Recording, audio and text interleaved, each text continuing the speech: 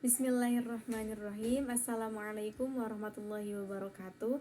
Perkenalkan, nama saya Fadila Safari. Saya mahasiswa semester 3 dari program studi pendidikan bahasa Arab.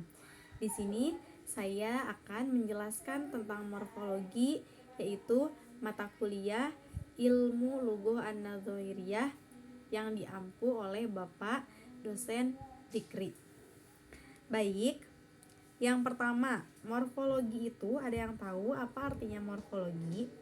Morfologi itu terbentuk ke dalam dua kata. Yang pertama morfe dan yang kedua logos. Morfe artinya bentuk dan logos artinya ilmu, yang mana berarti morfologi ini adalah ilmu yang membahas tentang bentuk-bentuk. Lanjut, kemudian objek kajian morfologi apa aja yang akan dibahas di dalam ilmu ini, yaitu kita akan membahas tentang dua perbedaan, yang mana perbedaan morfem dan kata. Morfem adalah suatu satuan bahasa terkecil yang mempunyai makna, sedangkan kata adalah morfem atau kombinasi morfem yang sudah mempunyai makna secara utuh dan mampu berdiri sendiri. Morfem itu dalam bahasa Arab seperti dikatakan dalam kitab Al-Ajrumiyah, Al-Kalamu huwa al-lafdu al-murakabu al-mufidu, yang mana morfem ini adalah suatu kata yang disusun, yang tersusun dan mempunyai makna. Contoh kata buku. Buku ini adalah kata yang mempunyai makna, yaitu alat untuk menulis. Sedangkan misalnya kita rubah katanya dengan huruf yang sama, tapi yang asalnya buku menjadi ubuk misalnya ya. Ubuk itu kan tidak mempunyai makna. Nah, ketika satu kata ini terbentuk tersusun tapi tidak mempunyai makna, ini disebutnya bukan morfem. Nah, baik, selanjutnya kita akan membahas tentang pembagian morfem dan kata. Morfem ini terbagi menjadi dua. Yang pertama ada morfem bebas, yang kedua ada morfem terikat. Apa sih bedanya? Morfem bebas adalah morfem berdiri sendiri, sedangkan morfem terikat adalah kebalikannya. Dia harus terikat atau bergantung kepada kalimat lain. Contoh kata morfem bebas, kita langsung masukkan saja ke dalam bahasa Arab. Kataba artinya menulis. Nah, itu sudah pasti morfem bebas. Dia bisa berdiri sendiri tanpa membutuhkan kata imbuhan. Nah, kemudian morfem terikat ini contohnya yaktubu, yang asalnya kataba menjadi yaktubu. Kataba artinya menulis, yaktubu sedang menulis. Nah, ketika kataba dan huruf ya ini dipisahkan, kataba tetap memiliki makna menulis, sedangkan ya ini tidak mempunyai makna. Maknanya huruf ya ini bukan makna sedang menulis, tapi tetap saja huruf ya.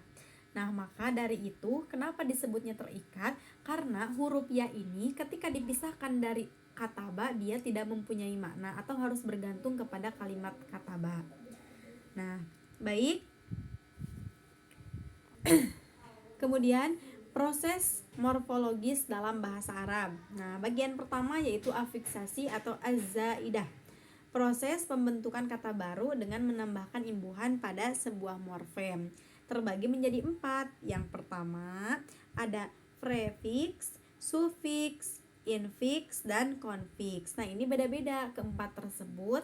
Ada yang ditambahnya di awal kata imbuhannya, ada yang di tengah, ada yang di akhir, ada juga yang double. Misalnya kata salama ditambah imbuhannya di awal, atau yang disebut dengan verb fix ini salama menjadi aslama. Ditambah di tengah, contohnya asalnya salama jadi salima. Nah, atau di akhir yang asalnya salama jadi salim tuh. Nah, begitu. Kemudian ada modifikasi internal, atau dalam bahasa Indonesia ini mungkin biasanya disebutnya sebagai kalimat aktif dan kalimat pasif. Contoh, kalau misalnya di dalam bahasa Arab berarti fi'il bina maklum dan fi'il bina majhul. Yang asalnya kataba jadi kutiba, yang asalnya menulis jadi ditulis, yang asalnya nasoro menjadi nusiro, yang asalnya menolong menjadi ditolong gitu. Kemudian ada abreviasi atau disebut juga dengan kata singkat-singkatan. Contoh misalnya dalam kata Bismillahirrahmanirrahim, kebanyakan orang menyebutnya dengan sebutan singkat atau basmalah. Alhamdulillahirrabbilalamin menjadi hamdalah. Nah, itu disebutnya kalimat abreviasi. Kemudian ada bahasa morfologi derivasional. Nah, ini adalah contohnya. Kata di sini kata fataha. Fataha bisa berubah-ubah. Dalam ilmu bahasa Arab itu disebutnya sebagai tasrif, yang asalnya fataha kemudian dirubah jadi fatihun, berubah juga jadi miftahun. Fataha artinya membuka, fatihun orang yang membuka atau pembuka, atau miftahun adalah isim alat yang artinya alat untuk membuka. Apa alat untuk membuka? Itu disebutnya kunci. Contoh misalnya kita ambil lagi dari kata kataba. Kataba artinya menulis, kita rubah menjadi kata subjek, jadi asalnya kataba menjadi katibun. Asalnya menulis menjadi penulis. Kita rubah lagi menjadi isim alat, kataba, katibun jadi maktabun yang artinya isim alat. Isim alat ini alat untuk menulis, apa disebutnya? Meja. Maka dari itu kataba menulis, patihun kataba menulis, katibun penulis, dan maktabun itu meja. Nah, mungkin cukup sekian yang dapat saya jelaskan, kurang lebihnya mohon dimaafkan. Wassalamualaikum warahmatullahi wabarakatuh.